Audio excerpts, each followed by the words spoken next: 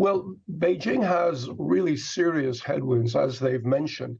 But I think this year is a little bit like 2021, where you get enormous growth, mostly as a partial reversal of the horrible previous year.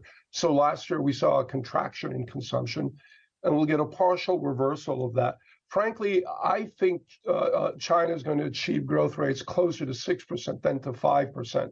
But we still need another month or two of consumption to see if that's indeed the case.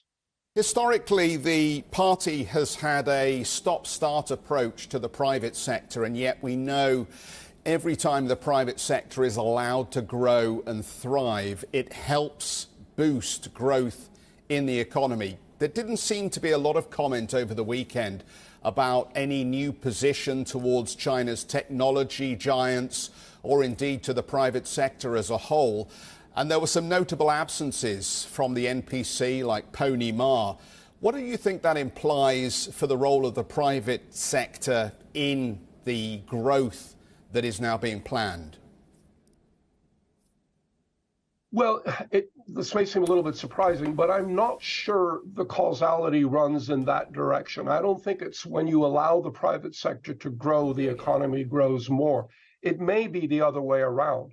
When there is more growth driven by what Beijing refers to as high quality growth, which is consumption and exports, then that tends to boost the private sector. So what we really may be seeing, and what we will probably see in future years, is real weakness in consumption and perhaps in exports. And that's what's going to constrain the growth of the private sector. I think sometimes we have the causality reversed when we think about the Chinese economy. Talk about stimulus then, because again, I think as Sam pointed out in her report, there doesn't seem to have been a significant commitment to extend fiscal stimulus for the economy. We know there's been a lot of tinkering at the edges by the PBOC around the cost of capital. What do you think we'll ultimately see? Will the government capitulate if growth isn't as strong as it hoped and start once again pumping money into state-owned enterprises? Yes, it will.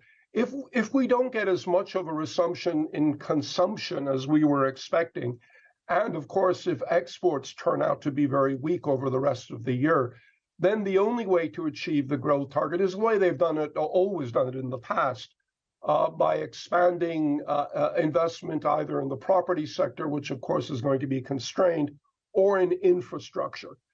They don't like to do that because there is a recognition that that's really not productive investment. And it's the source of the explosive growth we've seen in the last 10 years.